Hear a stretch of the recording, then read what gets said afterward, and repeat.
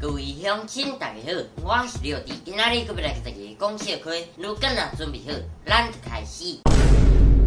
你感觉细汉时啊上戆的想法是啥物？我认为困中斗是一种处罚。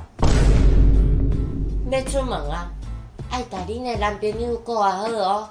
你是要把他撞死吗？关于我呛学长的这档事，哈哈哈，北七。隔天。哇，拍谁？